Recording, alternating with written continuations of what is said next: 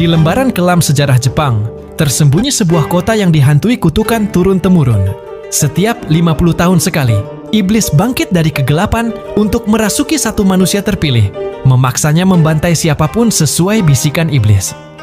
Kota itu berlumuran darah, teror merayapi tiap sudut, dan hanya segelintir orang yang mengetahui kutukan ini. Namun, apakah ada yang cukup berani untuk menghentikannya sebelum semuanya terlambat? Seorang pria tampak serius mengasah goloknya. Jelas ia bukan orang sembarangan. Bekas luka bacok menghiasi tubuhnya, tanda bahwa ia telah melewati banyak pertarungan. Kita bisa lihat koleksi senjatanya yang tak main-main. Jelas semua itu bukan untuk menebang gedebok pisang. Shinjo, sebuah kota yang sekilas tampak tenang, akan menjadi latar dari film ini. Cerita berjalan, kita diperlihatkan suasana tegang di kediaman seorang oyabun. Dari mimiknya, rupanya si bos sedang marah karena salah satu mitra bisnis mereka telah berkhianat, memilih perlindungan dari kelompok lain. Sang bos tidak langsung melampiaskan kemarahannya pada sang pengkhianat. Tidak. Ia memanggil anak buahnya, matanya penuh amarah. Lalu, tiba-tiba,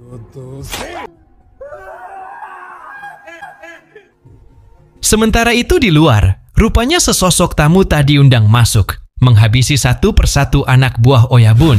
Senyap namun mematikan.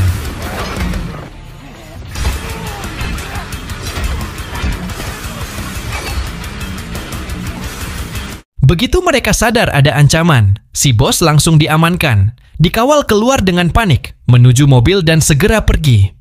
Tapi usaha itu sia-sia, karena perkenalkan, inilah Sakata, seorang hitman legendari yang dijuluki Iblis Kota Shinjo. Solo fighter yang tak pernah gagal.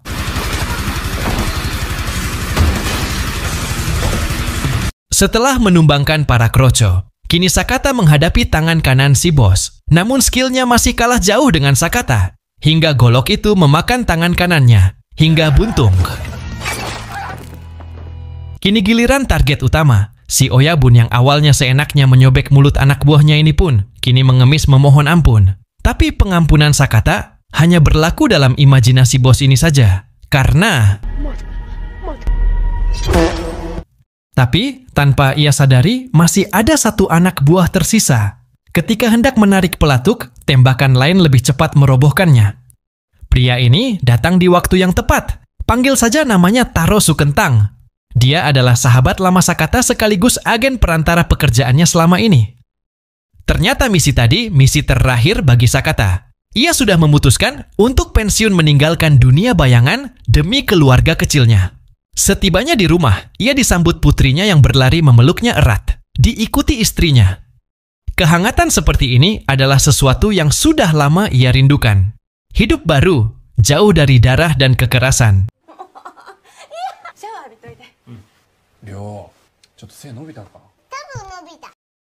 Selesai bersih-bersih, Sakata Sumringah hendak menikmati kehangatan bersama anak istri.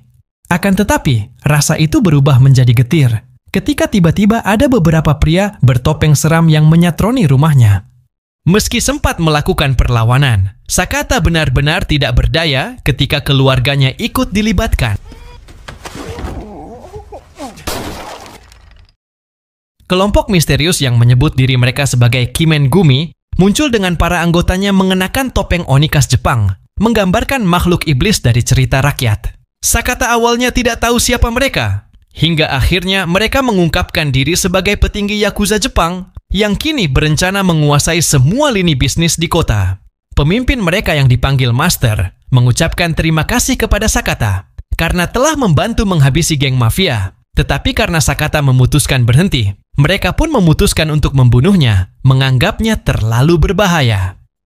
Namun, salah satu dari mereka justru membunuh istri Sakata, disusul si Master yang juga menghabisi anak Sakata.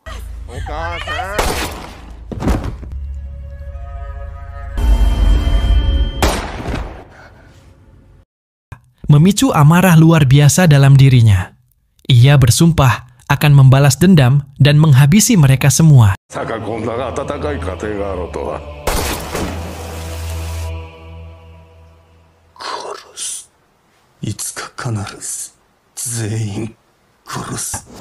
Sayangnya, akhirnya ia ditembak di kelapanya dan dikabarkan tewas.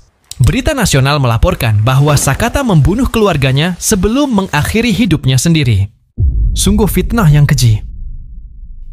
12 tahun kemudian, ternyata Sakata masih hidup. Ia baru saja bebas dari rumah sakit penjara setelah sebelumnya dinyatakan bersalah atas pembunuhan keluarganya. Entah kekuatan apa yang membuatnya tetap hidup, namun kini ia dalam kondisi mengenaskan, hampir seperti mutan, yang membuatnya sulit beraktivitas. Beruntung temannya, Taro, meminta anak buahnya untuk merawat dan menjaganya.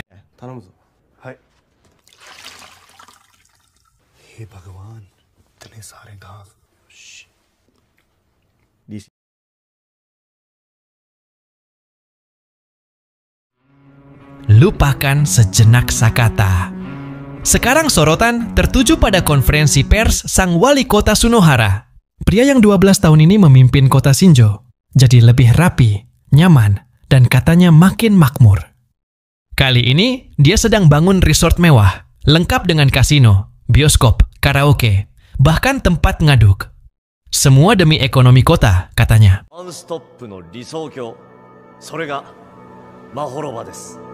Tapi sesi tanya jawab mendadak panas. Seorang jurnalis nekat bertanya soal banyaknya kasus orang hilang selama Sunohara berkuasa. Sunohara yang awalnya kalem, tiba-tiba ngegas.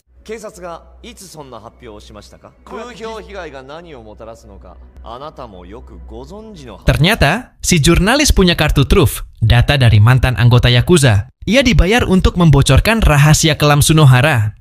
Ternyata wali kota yang dibanggakan warga itu tidak sebaik yang mereka kira. Ada sesuatu yang mengerikan bersembunyi di balik senyumannya. Tapi sebelum si jurnalis sempat membongkar lebih jauh, petaka datang. Seorang pria bertopeng iblis merah menerjang, menghancurkan kaca mobil, lalu memburunya. Akhir cerita sudah bisa ditebak, si jurnalis mati.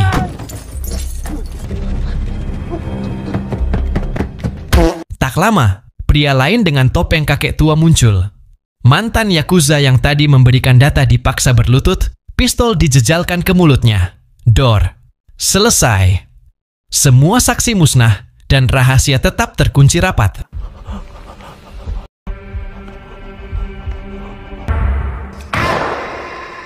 Sementara itu, di tempat lain, Sakata sedang berjalan-jalan malam bersama perawatnya. Tiba-tiba, seseorang menikamnya dari belakang. Ternyata si penyerang adalah pengawal yang tangannya dibuntungi di awal film. Tapi begitu dia sadar, Sakata lumpuh dan tak ingat apa-apa. Niat balas dendamnya menguap. Ia pun pergi begitu saja.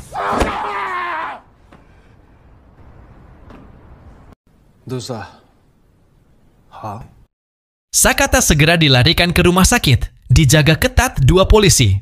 Tapi siapa sangka, ancaman datang dari aparat. Kapten polisi ternama kota Shinjo muncul, menyelipkan uang ngopi ke penjaga. Dan dengan bebas dia masuk mendekati Sakata dan akan menghabisinya.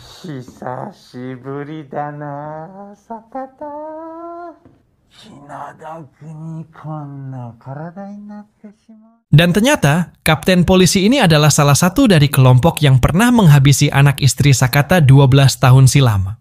Ia menyuntikkan racun ke dalam infus Sakata, dan dia menvideokan detik-detik racun bekerja. Namun sebelum racun itu membunuh Sakata, kekuatan dendam Sakata pun bangkit, dan inilah yang terjadi.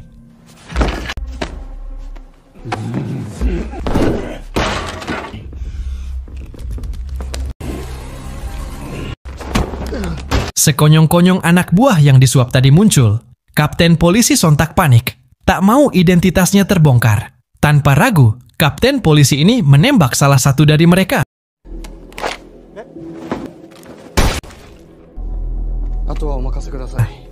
Dan membiarkan satunya, karena memang bagian dari rencana ini. Saat melihat seorang dokter yang sejak tadi mengamati, anak buah itu segera menghampiri, menyeret dan dor.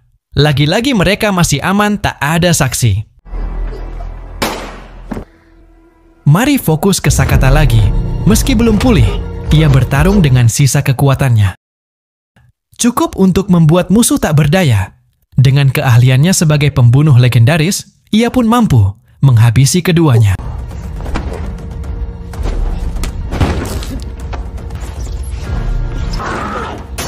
Menggunakan tirai rumah sakit, kapten polisi ini mutasi ke alam arwah.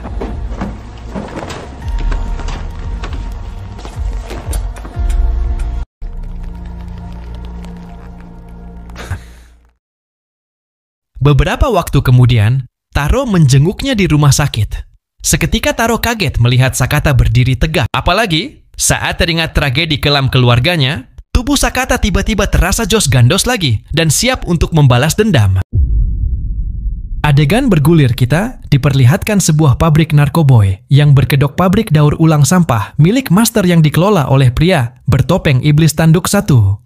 Ia baru saja mendapat kabar tentang Sakata yang masih hidup dan mungkin akan mendatangi pabrik untuk menuntut balas dendam. Master pun menghubungi anak buahnya yang lain, yaitu pria bertopeng serigala. Kita panggil saja Serigala, yang menjabat sebagai koordinator penyeleksi barang baru dalam tanda kutip. Saat hendak mencicipi barang baru yang didatangkan dari luar kota, ia diperingatkan dengan Sakata yang masih hidup dan akan menuntut balas. Dan kamu mungkin akan terkejut saat Master juga menghubungi antek lainnya, yaitu Taro Sukentang. Ternyata, Taro terlibat dalam pembantaian keluarga Sakata 12 tahun lalu. Ia dibayar untuk mengungkap identitas asli Sakata, yang berujung pada kematian istri dan anaknya. Selama 12 tahun, semua bantuannya hanyalah bentuk penyesalan. Namun, pengkhianatannya belum berakhir. Setelah menembak Sakata dari belakang, Taro dan asistennya membawa jasadnya ke pabrik sesuai perintah Master.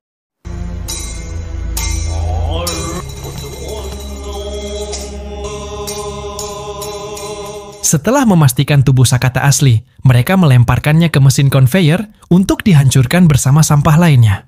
Tapi yang mereka tidak tahu, Sakata masih hidup.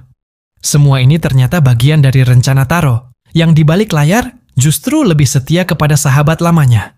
Dan balas dendam pun dimulai.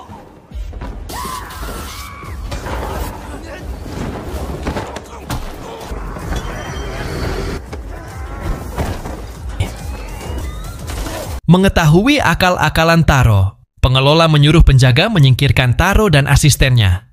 Namun, malah ini yang menimpa penjaga itu.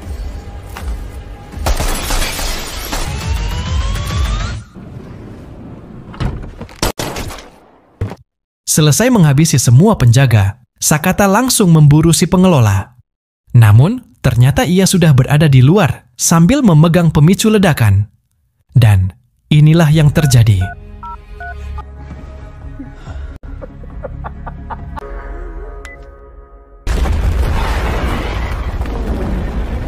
Yakin jika Sakata mati dalam ledakan, pengelola langsung menghubungi Master ingin menyampaikan berita baik itu.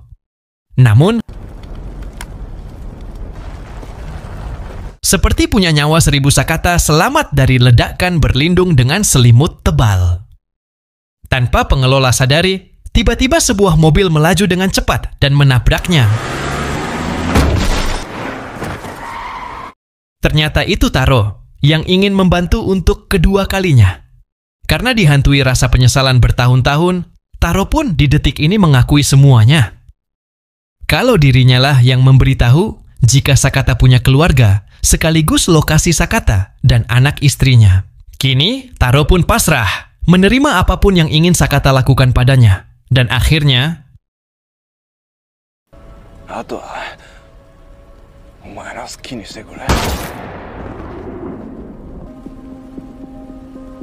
di atas kapal tua yang bersandar di pelabuhan sunyi, Sakata menginterogasi pengelola yang terluka parah. Dengan tatapan tajam dan penuh kemarahan, ia menuntut jawaban tentang siapa saja yang terlibat dalam tragedi yang merenggut keluarganya. Namun, tiba-tiba ponsel pengelola berdering. Panggilan itu berasal dari Master, yang ternyata adalah wali kota Sunohara. Mendengar ancaman Sakata yang bersumpah akan membantai semua orang yang terlibat dalam kematian keluarganya, Sunohara pun membalas dengan pernyataan mengejutkan, mengungkap bahwa anak kandung Sakata ternyata masih hidup. Selama 12 tahun terakhir, anak itu telah dirawat dengan baik oleh pria bertopeng serigala tadi, yang selama ini berpura-pura menjadi ayah kandungnya. Sunohara meminta Sakata melepaskan pengelola, jika tidak, maka anaknya akan dilenyapkan. Tapi Sakata tetap menembak pengelola dan akan menyelamatkan anaknya itu. 普通の高校生として元気に暮らしてるよ。ああ、ところでな、坂田。お前がつまらん復讐をまだ続けるっていうなら。Untuk pertama kalinya, kita diperlihatkan Ryo, anak kandung Sakata, yang sekarang sudah beranjak gede. Dengan serigala yang pura-pura perhatian, padahal punya niat mesum kepada Ryo jika nanti sudah lulus sekolah. Karakter serigala di sini memang seperti kakek legend yang Ono.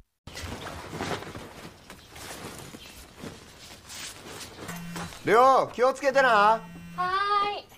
Ryo ini punya hobi yang bisa dibilang tak biasa dibandingkan remaja putri lainnya, yaitu memanah, dan sudah menyabet piala tingkat RT RW kelurahan dan piala sekabupaten.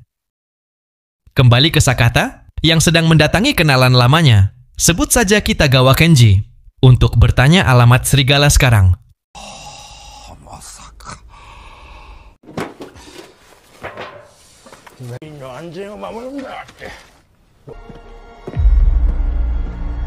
Tanpa ragu, Sakata menerjang ke kediaman si serigala.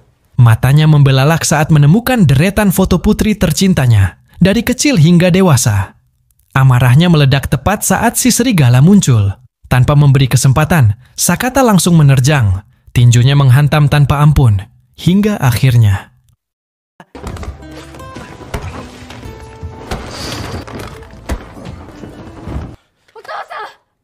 Dan akhirnya, untuk pertama kalinya Sakata melihat putri tercintanya setelah sekian lama. Tapi karena dikira penyusup Ryo pun melepaskan panahnya. Dan...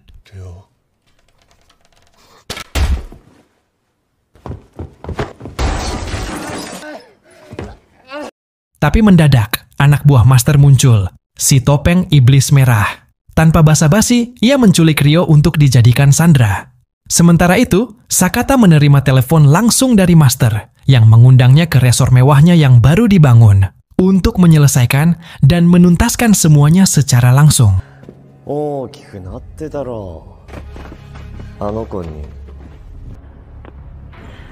Dalam keadaan luka panah, bukannya berobat ke puskesmas seger waras lebih dulu, Sakata justru langsung menuju markas lamanya. Di sana, tempat yang pernah menjadi bagian dari hidupnya, berbagai perlengkapan dan sajam masih tersusun rapi. Namun, pilihannya tetap sama. Golok unik favoritnya dan jaket kulit ikonik yang selalu ia kenakan.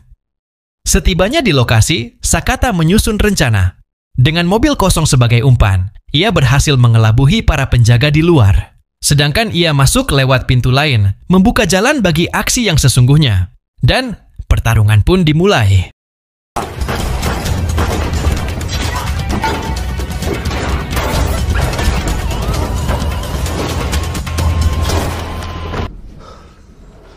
Ternyata, musuh barusan bukanlah apa-apa dibanding rintangan berikutnya. Saat Sakata menaiki anak tangga, puluhan penjaga terus berdatangan tanpa henti, memaksanya bertarung tanpa jeda.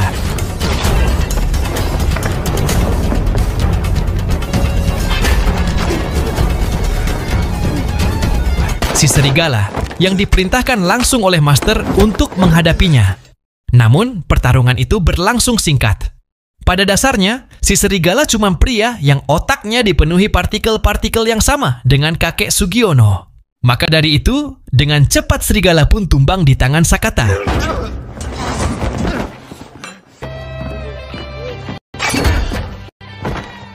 Kini, tubuh Sakata mulai lelah, tapi tujuannya sudah di depan mata.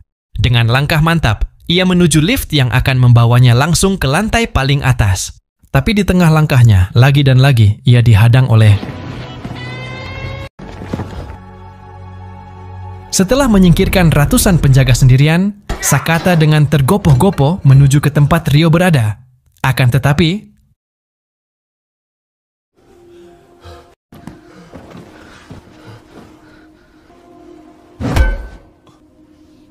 Inilah Sakata sekarang, ditawan dengan posisi mirip sekali saat keluarganya dibantai 12 tahun lalu.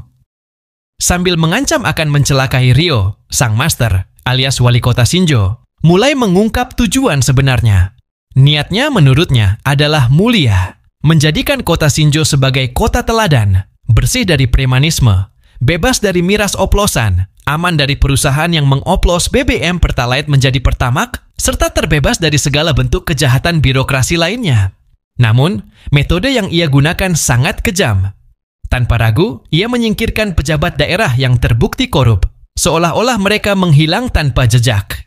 Para pengusaha yang menolak bekerja sama untuk pembangunan kota pun dihabisi. Ia bahkan menggunakan dana hasil bisnis ilegal untuk membangun infrastruktur. Intinya tujuannya mulia, tapi jalan ke sananya haram.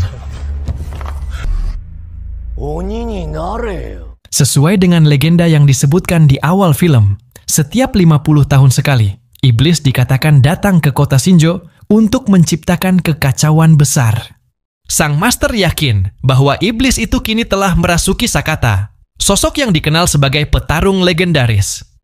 Maka, selain ingin mewujudkan kotanya sebagai tempat ideal, Master juga berambisi menjadi orang pertama yang berhasil menghentikan iblis itu.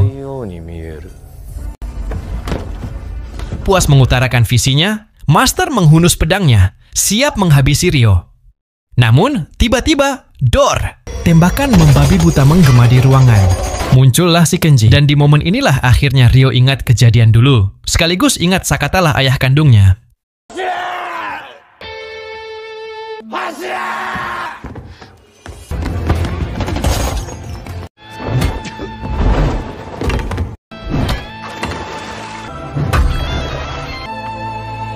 Sakata pun hampir tewas menghadapi iblis kepala merah yang jago menggunakan tongkat. Tapi ingatan tentang istrinya memberinya kekuatan dan bangkit lagi. Lalu,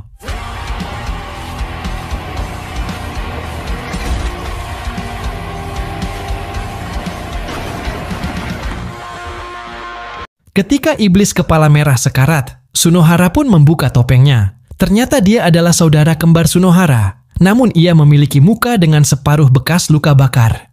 Melihat adiknya tewas mengenaskan, Sunohara pun marah besar. Dan pertarungan pamungkas pun dimulai.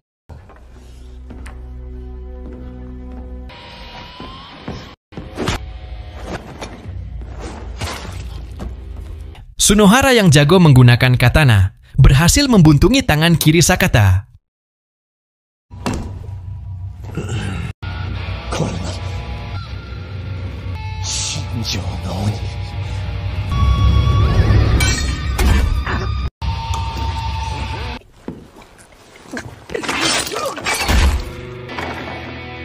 Setelah Sunohara atau wali kota Edan atau Master dipastikan pergi ke alam baka, Ryo pun berjalan perlahan menghampiri ayah kandungnya. Akan tetapi, ternyata serigala masih hidup dan menembak Sakata, serta masih mencoba meyakinkan Ryo kalau dialah ayah kandungnya.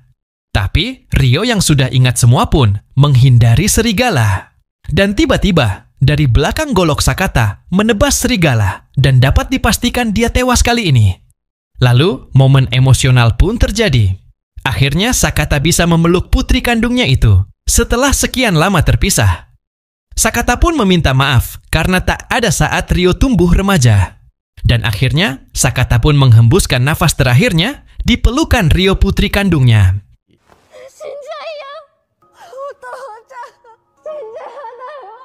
Di akhir, seperti biasa aparat datang ketika beres. Datang juga petugas medis menangani semua korban. Tapi, terlihat sang master masih hidup dan tersenyum saat digotong pergi. Waktu pun berlalu, dan tepat 1 tahun setelah kejadian itu, Master kembali mencalonkan diri dalam pemilu kedua. Mengejutkannya, ia kembali terpilih sebagai wali kota untuk 2 periode berturut-turut. Namun, ada satu hal yang tak banyak orang tahu. Sosok yang menjabat itu bukanlah Master yang asli. Ia ternyata adalah saudara kembarnya yang memiliki bekas luka bakar di sisi wajahnya dan bertekad meneruskan misi saudaranya yang telah tiada.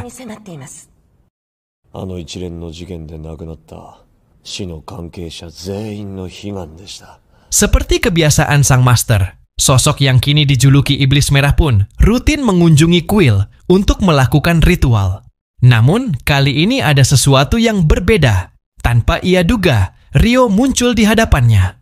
Dengan mata dipenuhi amarah, Ryo datang untuk menuntut balas atas kematian kedua orang tuanya. Dan di tempat itu, panah Ryo mengakhiri segalanya. Dan kisah sang iblis merah berakhir untuk selamanya.